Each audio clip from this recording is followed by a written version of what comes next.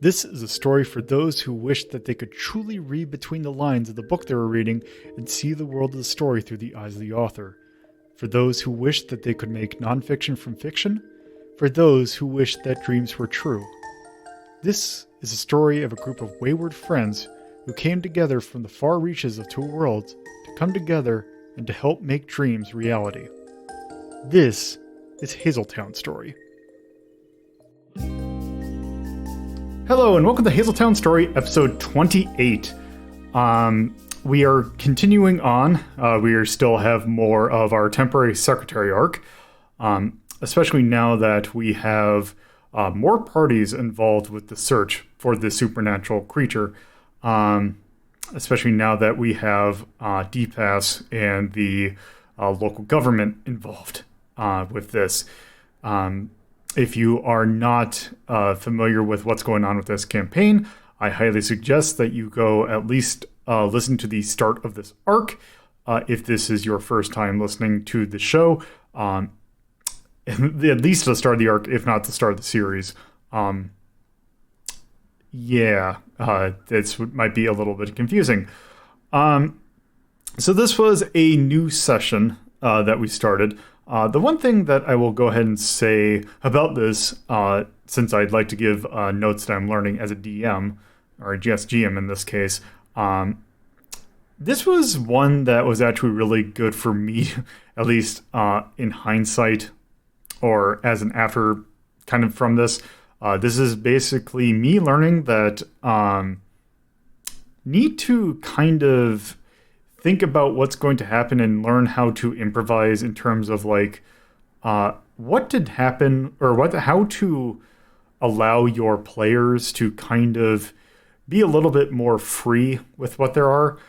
Because I realized with the way that I was thinking of, I kind of had a kind of flow for how this arc was going to go. And then it kind of deviated from that a little bit. I kind of went with this pretty free, or trying to think with this a little bit more freer than I usually do. But I still kind of had the mentality of thinking like this goes like this happens and this happens and this happens. Even though I was trying to keep it a little bit more free for, I still had a little bit of that left, which I felt like I was kind of a little left unprepared for having my players kind of do some more freeform stuff. I also realized that some of the literature that I had for my custom stuff was kind of a little weak in terms of really explaining someone who is just kind of jumping into this in the middle. It was a little bit different when it was like everyone was starting fresh. Now that you have new people coming in, it can kind of get a little confusing, especially if they're not super familiar with how the kind of world works and you have a whole bunch of custom stuff. So really make sure that you let your players know exactly what they can and cannot do. That's going to be something that kind of shows up. I'm going to leave it in. We kind of had some issues with trying to figure out what exactly people can do. I'm going to leave that in, actually, in the further episodes. I think there's probably more in the 2 episodes from now, but I just want to go ahead and say this because I think it does kind of come up here. It's just something that you can learn from if you are a GM yourself, just to basically something to keep in mind. I don't want to sound like I am some sort of teacher, but as a new GM, it is something that I am still learning and something I do want to share to people who also want to GM their own thing. So with that, I just kind of wanted to get that out of the way. Probably should explain what we're actually doing. Basically, the synopsis. We are continuing off where we left off. Basically, Iravia got attacked again. And I'll kind of give a brief introduction. But yeah, listen to the last episode if you're not familiar with it. Basically, Iravia got attacked again. And yeah, the local government's now involved. And now everyone's trying to figure out what to do. So yeah, just to also go through the roll call again, we have Carnival, who is playing, I forgot his name, Elmis Graner. I almost said Yuhar. I keep on trying to say Yuhar, although they're not playing Yuhar. They're playing Elmis, who is a technomancy expert and basically is the tech person of the team. We also have Deathmaster, who is playing Bobby again, the kind of sleaze elemental, as we've been kind of phrasing him, kind of into all sorts of sticky business. We also have newcomer Norman Rafferty playing Tacent, who is essentially a jack of all trades in terms of kind of they can kind of do what they want or do what they want for you. They are an artist and basically trying to they can kind of get into all sorts of trouble. And of course, we have TorpidTypist playing Iravia, the quote-unquote chaos cow, who likes to have a very, very forward foot going forward into pretty much all things when that foot is into conversations or into doors. Also likes chairs. Also, one quick thing I should mention. I recently acquired a new mic, which if you are hearing this and are familiar with this, you probably are noticing that I sound a little bit different. I used to use a dynamic mic. I am now using a condenser mic. The problem is that I just got this very, very recently, and when we recorded this session, I was still very new to it, and it was trying to was not super familiar with the settings on it. So the audio quality for me might sound a little dodgy at some points, unfortunately. There's not really much I can do. I can't go back in time and fix that. It was my fault on trying to not have my things go on beforehand, but also it wouldn't be me if I didn't have audio trouble. Audio trouble is basically the printers of streaming. They never work when you want them to, and they're really a pain in the ass. Okay, now we are good to go on with the rest of the session. So here we go. After the events of last night, which is the attack of Iravia the second attack on Iravia at her hotel, and also Tacent getting a hold of the phone number of which the person that basically the Martin person that you know as a contact for Sophie, you basically were asking for, and then you immediately got hung up on. So it is now the next day. You basically decide to meet up at the library. And to kind of basically to kind of figure out what to do now. I will go ahead and say it is probably you all should be there. I would also say in attendance is also let's say you got Theron is there, who's kind of trying to overlook the situation. I imagine Toby's there because Toby's there. Because they're still playing bodyguard to Iravia. Yeah, Cass is still there. So yeah, that's probably good enough for that. So you all are sitting there, and you basically are deciding what do you want to do now. All right, Bobby, by the way, showed up with like several duffel bags. All right. Basically, if you come up with duffel bags, Toby just kind of takes a look and basically kind of like, what's in the duffel bags? Bobby smiles and says, opportunity. But I'll get to that in a minute. How are y'all doing today? Elvis yawns. Fine. Got the footage nice and edited so it can cleaned up the time that. Well, I got the recordings. I've got the raw that I still have backed up, and I also got a nice, basically a greatest hits version that's just the one that we can do for just showing off to people in quick succession. What are you talking about, friend? Oh, right, you weren't there. You see, I had a very fun night, and Elmis has a recording of it. Oh? Did the telemarketer call again? Yeah. He did air quotes, by the way. Fucking Robbie doesn't give a shit. I know. Robbie knows. Yeah, apparently there may have been some violence involved. I don't know. I wasn't harmed. I see. And Everybody else Bobby, was freaking out about it, though. Bobby looks at Toby and says, "By the way, what you doing here, officer?" Well, I was here to basically. I was there when Iravia got attacked, so now I'm involved. So yeah, I was at the hotel. I watched their systems. There was a discharge. The hotel is fine. Yeah, it just seems like their circuit boards are a little messed up, but other than that, seems like nothing else was damaged. And did you glean anything useful from the burst? That's what we've got here in the recordings. Well, So let's see. Lolo, I was gonna say Lolo. What's exactly in the recordings again? I've forgotten. So basically, it was a case in which you were basically it was a voice that you couldn't tell. It was kind of a cybernetic, or like it was digitally altered voice that basically was like, "Who are you? Leave us alone." It was basically saying a few statements. I guess. Yeah, basically, it's like just saying what was on the phone. So yeah, we got that effectively. Hmm. So Tacent, you said you had a number you were able to find? Rafferty? Oh, no, it's Tacent, not Vincent. Tacent. Sorry, Tacent. I don't think I actually made any headway on the phone number, if I recall correctly.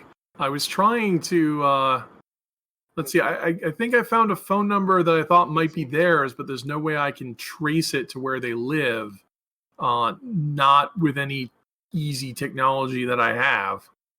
I mean, I suppose you could get a warrant to look it up. Sure, if we want to waste time. I mean, that's all I have, is I have a phone number, which I think didn't reach the secretary, it reached someone else. Was it someone named Martin? I don't know. They didn't tell me. So I just have a phone number, which might be a possible lead. I don't even know if it's a cell phone or a landline.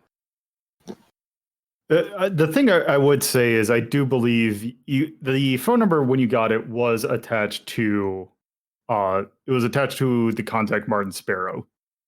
Oh, it was. Okay. Yeah, I thought it might be hers, but it wasn't. So, okay, so I've got Martin Sparrow's phone number. I'm not sure how that helps us.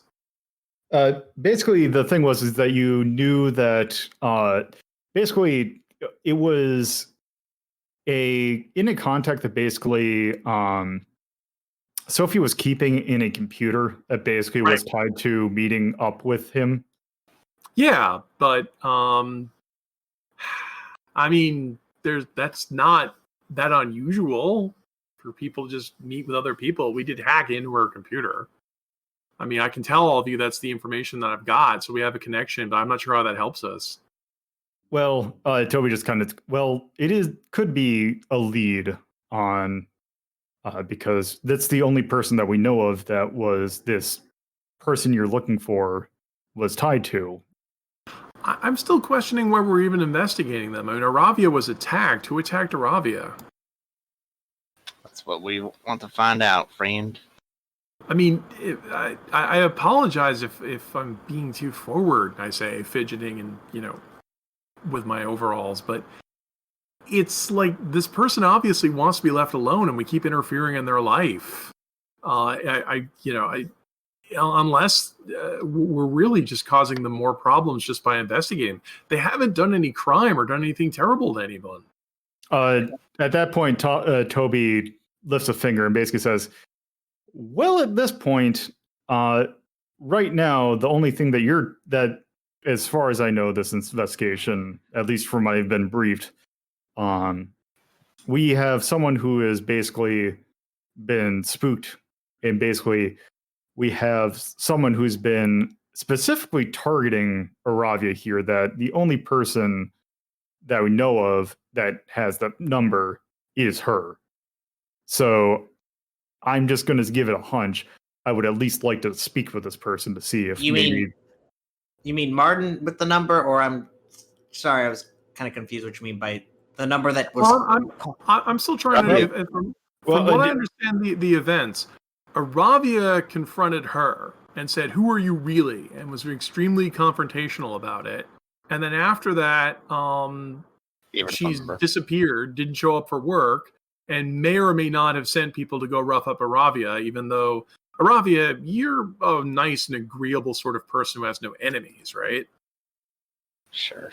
Yes. Sure. So Elmis laughs at that. right. So we don't even know. We don't even have a confirmation this is related, and even then, it just seems like we're antagonizing them. I can understand. I mean, you can pay us more money to investigate it, but really, I mean, I have to wring my hands again and think, I really just feel like we're bothering someone who really just wanted to be left alone and do a good job. Bobby just shakes his head and points at the door and says, "Well, if you feel so strongly about it, there's the door. You don't have to participate if you don't want to." All bullshit aside, I haven't done much since that confrontation, and I keep getting these calls. And I don't hand out that number willy-nilly. So, and Toby just kind of speaks up, so like that, I think now, I was just saying, as someone who is interested in keeping public safety, you trying to hunt down someone who doesn't necessarily want to is kind of maybe not something you should do in my book, but now we have something that is potentially trying to deal Iravia harm here, which means that I am now curious who this person is. I just want to know why, honestly. I'm still confused. Anyway, Bobby says, back on the subject, Elmis, were you able to trace the number to its origin? I was not. The only thing I can think of is that man answered who matched Martin. Not you, Elmis. So, Lo, sorry, it's been a while. Did we trace? I forgot. I know we got the recording of the. Yeah, I thought you just got a recording. The thing is that you got a recording, but also since you got like, I forgot exactly what the role was, but you got like 2 triumphs on it, so you also got a trace on it. Oh, okay, right. Because I was doing a manual trace, like not with magic, just a manual trace on the wires, right? Yeah. And where did the trace lead back to? Lolo. So you basically would be able to pinpoint it to basically the neighborhood that, not like a specific like unit in it, but you would note that it would come from the same kind of neighborhood that basically Bobby and Cass scouted at the end of last episode, or the last recording session. Yeah, just the Oakbrook Trailer Park. Yep. Row Home Park. Yeah, well, micro house thing. It's not quite a trailer park, but it is essentially that kind of community. Mobile home park. Yeah. This is good news. For you see, Bobby was able to track down Martin yesterday. And with the help of Cass over here, we followed him to a trailer park out in Oakbrook. And also, just a reminder, Oakbrook is basically you got the major city, the Steinwald. You have Hazeltown. Oakbrook is essentially right in the middle of it. So basically, Hazeltown, I believe, is I think about 20-minute by train to the city, and then basically Oakbrook is right in the middle. Okay. So I guess, do we have any objections just heading over there? No, but Bobby would say that we should come up with a plan, and he happens to have one. All right. No. What's our plan once we get there? Well, as it stands, they know the 3 of your faces. He points at Tacent, Elmis, and Iravia. So Bobby has come up with a solution for that. Did you know that his hunting store has a sale coming up this weekend? At this point, Bobby just basically, or not Bobby, Toby is basically just sitting in a chair, just kind of raises an eyebrow and is just very curious about where this is heading. Oh, yes. Selling 25% off all clothing and hunting equipment. And it occurred to Bobby that the good people of Oakbrook have not experienced such a sale before. And so, he has chosen one very special neighborhood to go door to door to show off his wares and hand out flyers to entice them to come to his store. At this point, he opens up one of the duffel bags to reveal full hunting clothing inside, including face masks. I was gonna ask if there are balaclavas in there. That's the key there. Those are gear. But you see, Bobby requires some models to help him peddle his wares. So he was asking, anyone interested? Elmis is already inside one of those and just trying to find stuff that fits. Yes. Who wants to wear the ghillie suit? I don't do ghillie suits. Toby's just sitting there. Toby's just sitting there like, all right, this is a plan. Did you bring any camping chairs with you too? Bobby opens up one of the other bags, pulls out a camping chair, just flicks it open, sets it down. I'm in my element. So. At this point, okay, Toby just kind of stands up at this point and just kind of puts hands on the table. So you're going to go into the neighborhood and sell your wares door to door. Coincidentally, specifically focusing on, I take it, a certain area of the thing that Martin lives in. Oh, yes.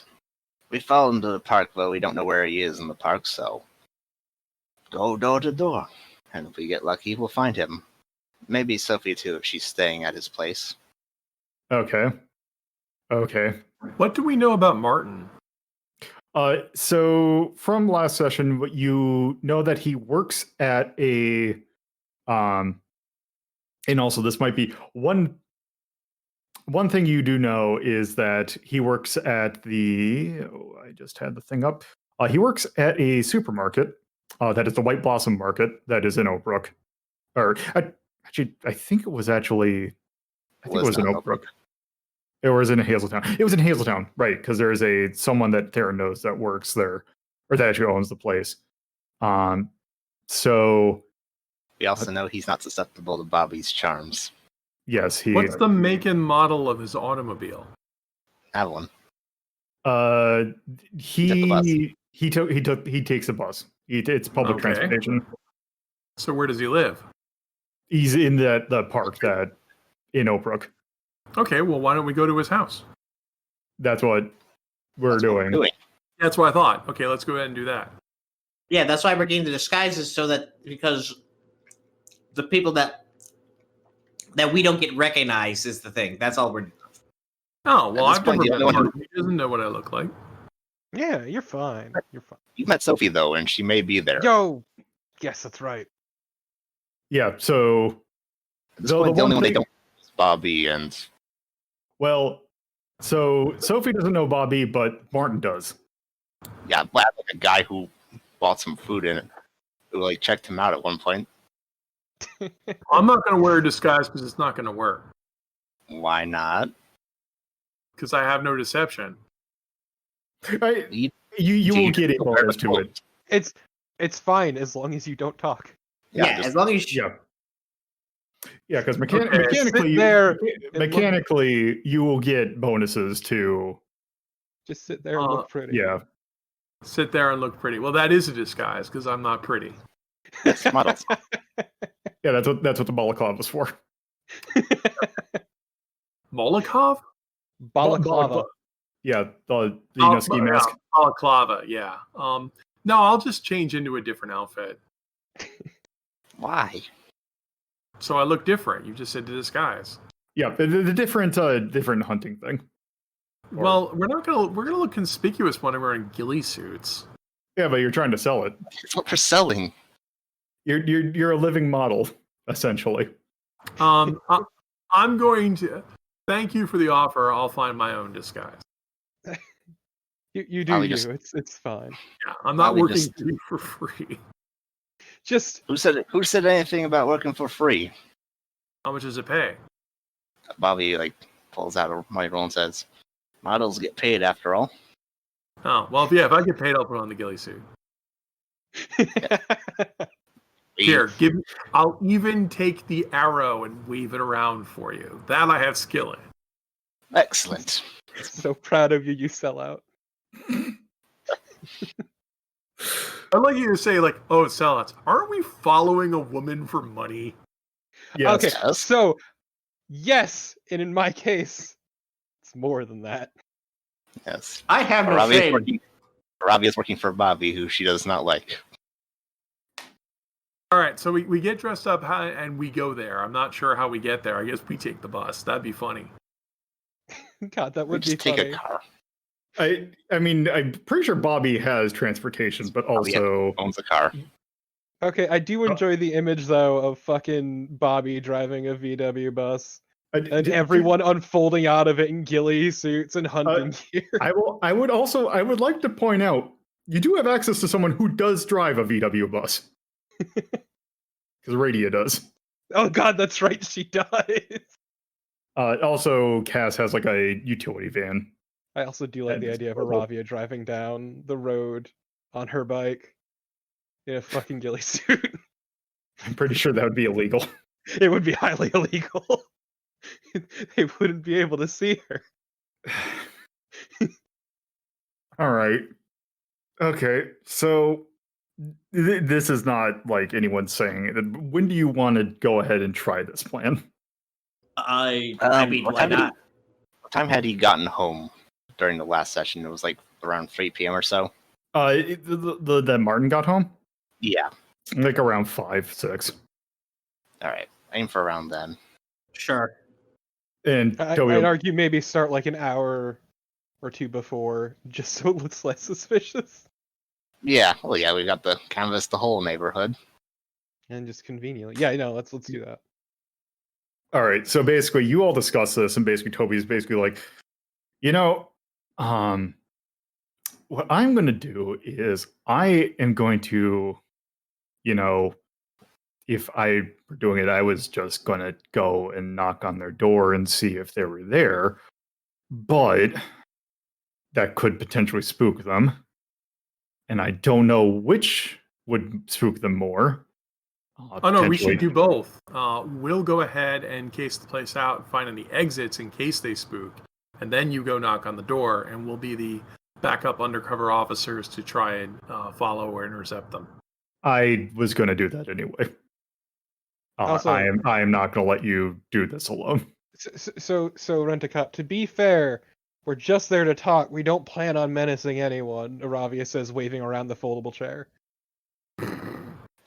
I see what you've done with chairs before. Don't you I don't know what you mean. Toby just gives you the look of like, sure. And it's basically like, okay. Doesn't Iravia have resting menace face? Yes. Okay, please, first off, do not talk about me in front of me like this. Thank you. Or what? You'll menace me some more? I have a chair! Man, don't test her with that chair. I have seen some things that have happened to people. All right. Toby basically was like, well, I will, if you're going to do this at around, say, you're thinking 4, we'll be in the area. We're not going to roll up quite yet. We'll try to keep our distance. But, and basically, Toby kind of ruffles through your stuff, which if you have hunting equipment, and basically finds, because if you have your gear, you probably have a set of walkie-talkies. Uh-huh. Yeah. So basically, Toby takes one and is like, all right, I'm going to take one of these. If you need backup, it basically just just puts the other one on the table. If you need backup, I'm right here. Bobby nods his head. Look, I'll be fine. I have a chair. Also, at this point, Cass has just been kind of sitting there as like, do you need me to do anything? Bobby will shove another duffel bag in their direction. All right. Okay, so You know you want to wear a balaclava. You know you want it. It basically, he just kind of does this like, do you have one for he basically kind of points at his nose like, I don't know if this is going to fit most balaclavas. Because he's a dog. Oh, don't worry. A cow. What's your point? Fair Bobby's Bobby's store accommodates all faces of shapes and sizes. All right, so Cass finds one and puts one on. And he's like, all right, I guess I'll join you. Excellent. All right, so with that, I guess, is there any other things you want to plan? Nope. I've got a disguise. I've got a chair. I am aces. Not that I can think of, because at this point, this has already gone beyond my expectations. So I'm along for the ride. All right. Well, Bobby will empty out one of the duffel bags and hand it to Elmis and says, "Y'all got any of that fancy technomancy equipment to bring with you? Don't worry, this bag can accommodate much." Yeah, I was actually Cool. going to ask if Elmis actually got down to properly analyzing the recording. I I'm mean, pretty sure you had the night, so I would assume that's what you would do with that's the what night. I figured. Yeah. So I imagine I got the same kind of magical readings I got off the photograph of Sophie, right? Yeah, so and also remember you did spend that night researching, so you do actually have. Should we try and figure out what kind of thing it would be? You would have a bonus to that. Oh, well, why don't I actually do that roll now? Well, there's no reason to because you haven't right. really done anything yet. Right. Also, do I have? Okay, I have. Oh, also just realized I don't know. I need to fill out Cass's thing more. Oh well, we'll deal with that as we go through. I'm just trying to figure out what kind of bonuses you would get. So basically, anything that's going to be a kind of a perception check to kind of figure out what you are, you're going to basically get. Since they're going to be rolling perception against you, basically they will roll a setback die or two, depending upon the situation. For that, that is how your disguises are going to work. Okay. It's not quite deception because that is one in which you're required to talk. Right, and we're just. This is they can't immediately identify us based on sight alone. Correct. You are covered head to toe. Yes. So is there anything else you want to plan to bring? No, I'm good. I mean, I'll bring like some cameras and stuff and put them in the bag, but otherwise. All right. I mean, I really shouldn't bring the bike, unfortunately. And I've got the foldable chair, so I'm great. Yeah. I have a question about the myth.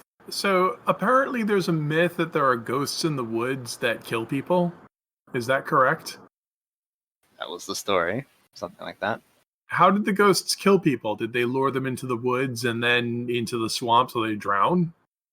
No, the particular myth that basically Lila kind of told you about, and something that Carnival Carnival character would know is basically they are essentially not quite a vampire, but basically they are a creature that will suck life force. Right. So are we concerned that Sophie and Martin have a sort of relationship like that? I mean, given everything, it's not not a distinct possibility of not. So let's go look into it. Yeah. We don't know anything about Martin other than he goes to the supermarket. He hasn't called in sick or people reporting that he's listless or anything like that. We'd have to probably look, but I'm sure that we just the easiest thing to do would be to go to his job. Is that on the way?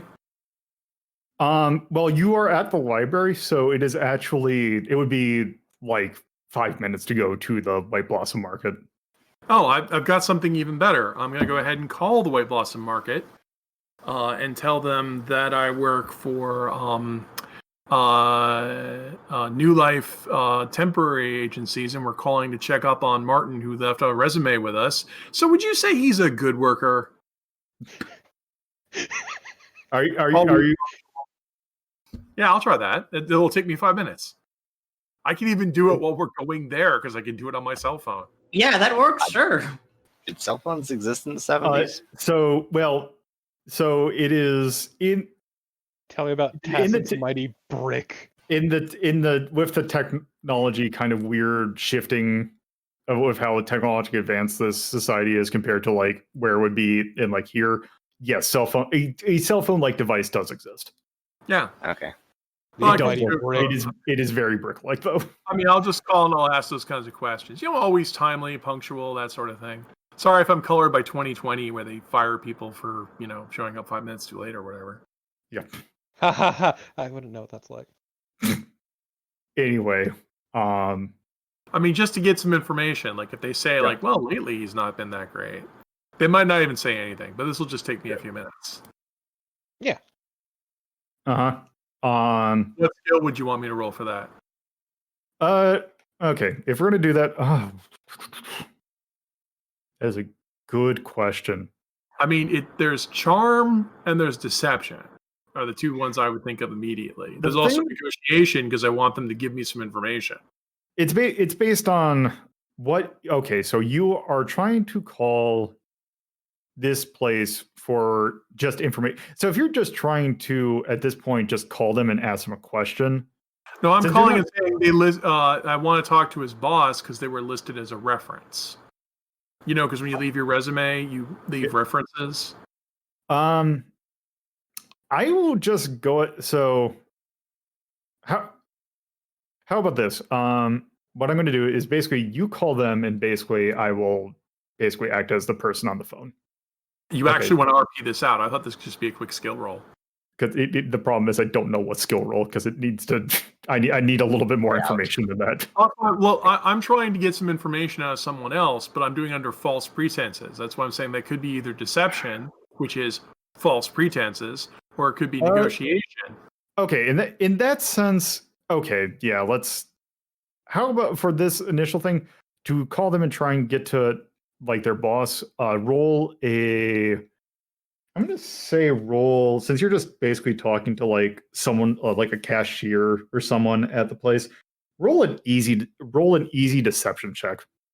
That's one, so that's going to be 1 purple. And let me get your thing up. So yeah, that is going to be 1 purple and 3 greens. Yeah. So there we go. Yeah. I've got like 4 stars. Yeah, you succeeded. So you got 4 successes. Yeah, so the person on the phone basically is like, oh, okay. And basically calls over the manager, whose name, hold on, there is a particular name. That's the one document that I forgot to get up. Well, we can do this just real quick. I'm just calling to ask yes. His name is Thomas. So basically you were talking, so basically the person on the phone, basically you get a Thomas here, and then basically what do you want to ask them? Well, Thomas listed. Thomas, I'm glad you took time out of your schedule to speak with us today. You were listed as a reference for Martin, and I was just calling to ask you, was he always punctual? Is he a self-starter? How would you describe his work? On a scale of 1 to 10. He's a good kid. He shows up on time a lot. I'm kind of confused on what you're talking about. We're a temp agency. We're just calling. You listed your business as a reference. You're supposed to tell me if he's a good employee. Ostensibly, he listed you because you like the way he works, right? Oh, yeah. Let me think of something real quick. Well, if they don't have any information, I mean, I'm just wondering, yeah, he's been great, except lately when he shows up, his face drained of all juices of life and haunted. I was gonna say, yeah, he's been fine as far as I know. Okay, thanks very much. I don't want to take up more of your time. Share and enjoy. Click. Bye. Well, boss says he's fine. Woo. I mean, Bob B also says he's fine, but that's unrelated. Well, there's no sign that Sophie is. If Sophie is indeed a spook who's draining life, she's not doing it to Martin. I mean, it was never clear she was doing anything outright malicious to begin with. I was gonna say the one in regards to her previous job. And I agree that I'm just building the case for that because I already stated she has no back behavior of any malice, so I still don't know why we're investigating her. But let's go investigate her. We're investigating her because we're paid to, and also she has attacked me more than once. She sent agents to attack you. No, it was a phone call, so I can't say for certain if it was her or not, but basically, due to the way that the phone line was kind of wired, she was able to attack through the phone lines. Interesting. I don't even know how to do that. Same, but I don't know a lot of things. Well, okay. Oh wait, Toby's in the room, right? Still in the room. So have you left to do this thing yet? I think we're probably in the car at this point. Rafferty said they were going to call from the car, so let's just assume we're in the car. Yeah, I just did this from the car. Yeah. So, like, okay, the trick is not to. The phone lines have to be used as like a tripwire for the actual thing you're using to attack. Not so much the phone wires themselves being the attack. You see, That sounds stupid. it is, but it worked. It clearly did, and I'm fine. I mean, not for you, but for someone else. Look, college was a wild time. Don't worry about it. I'm sorry? College was a wild time. I went to an engineering school, remember? No. Don't. Bobby's not met you since yesterday, young miss. But bold of you to assume I've tried to learn about you at all. Oh, this is gonna continue just talking like nonsense stories of just horrible things, but but engineers, no sense of right and wrong, just that happened. All right. So basically, so you're in the car going to the place at like say around 3:30ish, kind of heading towards the place. It's driving over in Bobby's car with wood panel siding. God. It's the 70s, bro. It's the 70s.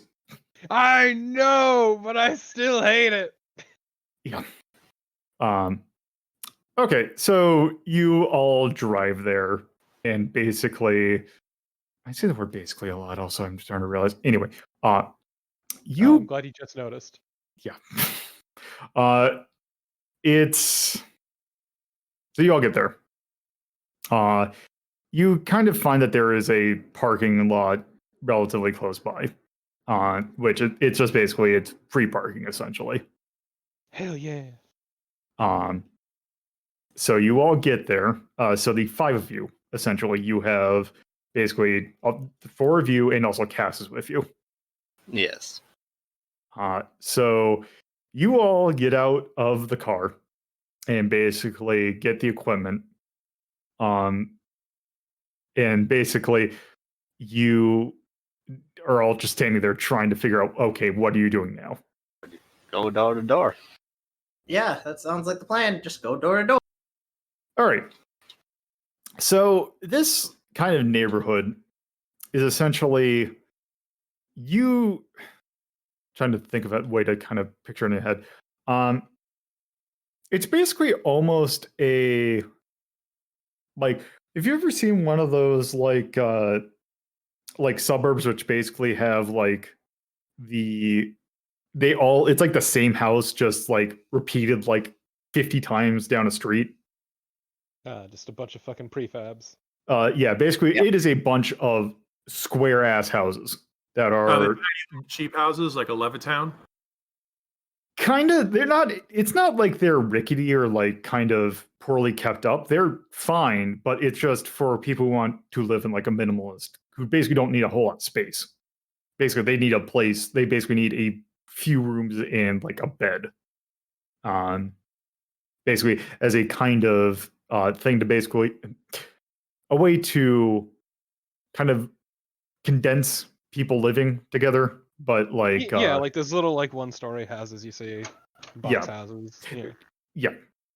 It is basically a whole lot of them. I delivered to a bunch of those. Yeah. But go on. So basically, do you just want to start at a random one? Oh, we're going to hit all of them. We gotta look convincing. Start at the entrance and keep going. Okay, how do I? Okay, I gotta. Wait, why would we have to knock on all of these doors? We gotta sell the bit. Because we're door-to-door salesmen. We're doing the sales bit. Okay, well, let's split up and canvass the neighborhood then. No, god damn it. You're the models. Your job is to stand behind Bobby while he does his spiel. I hope you understand that every time we go to do something, Iravia will just set up the foldable chair and sit in the yard. You're modeling the chair. Exactly. Okay, so Just a bunch of strangers walk up to your fucking house in ghillie suits and balaclavas. Yeah, this is like. I thought we were going straight to Martin's house. We don't know where it is. That's why we're going door to door. Actually, Yeah, we know you do know where it is. Oh Yeah, shit! Let's break in then. Oh, we didn't know. I mean, I thought the original goal was we'll take up observation and defensive positions around the house while Toby walks up and knocks on the door. No, that wasn't it. That's not the plan. I think about 3 different plans were kind of thought of happening. it's fine. Let's just break in. So you do. We'll have a warrant. We're not going to do. Let's not do that yet. Let's wait. When has a warrant ever stopped us? We didn't have the police captain on our backs. God, I'm just trying to think about how to even do this. Well, the door thing, that's easy. Yeah, let's just go to the door-to-door thing and let's work our way out from there. Okay, first, let's reconnoiter the house. Let's go to Martin's house and do a once around to see it. I assume it's identical to all of the other houses. It is. Okay, so he doesn't have any unusual features such as his lawn is dead, or he has a frisbee on the roof, or his garage is on fire. There's nothing unusual about his house at all. So I'll just say this. As you're kind of walking around, you do kind of see the house where he lives. There is nothing in particular noticeable about it. It looks like all the other houses. Nothing's in disrepair. It just looks fine. Okay. Also, really quick. Did Sophie or Martin ever meet Elmis in any capacity? It did. I was there. I took the photo.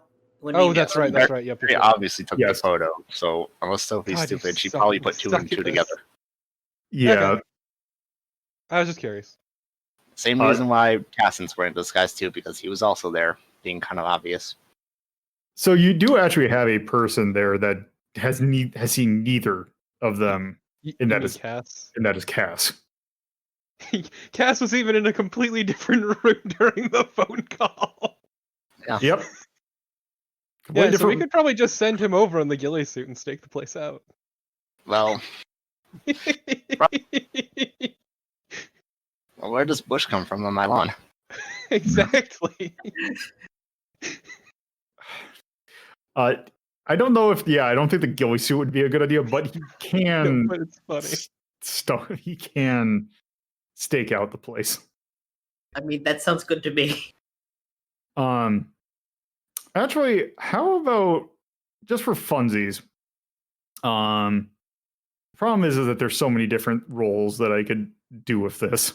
Follow your heart. So basically, he is going to walk over, and he's going to kind of try and keep an eye shot. The one thing you do notice is that basically the curtain, like, there's no way to see into the house. The curtains are drawn, is what you're saying, or the blinds? Yes, the curtains are basically the blinds are drawn. So in that case, we're just going to say that since there's no real danger in that, it's around 3-ish, you don't see like any like kids or anything around. It's pretty empty. Most people there are at work, so it is pretty empty. So Cass is able to just kind of sit there. Let's say there's like a handful of bushes in front of the house. He is able to kind of go in between it and just can kind of stake it out.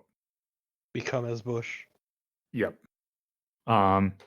Also, just for funsies, because it is Cass we're dealing with, when he's there, he is going to actually do something. He's basically going to kind of sit there and look like he's focusing on something. And I need to get the guide out to do. How does this work? Let's see if this is even going to be something that I can work with. Where is my thing? Magical Doctrines. Predict is the one I'm looking for. Let's see, this an average. It's an average roll. I'm basically trying to build something up. Okay, predict additions. Let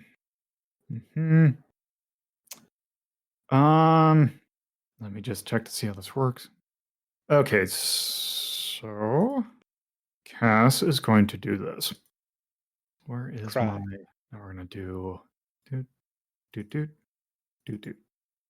All right. It succeeded. So he's going to sit there and try and... because Cass has the ability of clairvoyance, essentially. So basically, since it's pointless for me to ask myself a question and have to give a truthful answer, I'm going to let you all decide. You get one question about... let me see how the rules specifically say it. On the character... the difficult. If the check is successful, your GM must provide the character with a truthful answer, but that answer... Oh, wait. Future. The user asks one question about events that will happen within the next 24 hours. Guys, can we just ask if anyone's home? That's what I would do. Yeah, that's what I think too. Sure, that sounds fine. Okay, so if anyone is home... Yeah, that's it. I should have done this beforehand. Can someone roll me a 100% or a percentile dice? Sure, I'll do it. 25. I am going to say yes. Someone is home. Thank you for listening to Hazeltown Story. If you would like to get updates on this show and many other shows hosted by me, LoloDePuzlo, you can follow at Hazeltown Story on Twitter. And if you would like to get to know me more from a personal standpoint, you can follow my personal Twitter at LoloDePuzlo. If you would like to watch this be recorded live, you can go to twitch.tv/LoloDePuzlo and follow the channel for notifications of when this show, as well as other shows like Retro Rank Rhapsody, are being recorded. If you would like to add this podcast to your podcatcher of choice, you can search for WLDP Hazeltown Radio and find us on most major podcatching search engines. Or you can manually add rss.hazeltown.life to your podcatcher. Thank you for listening, and I hope you come around for the next episode.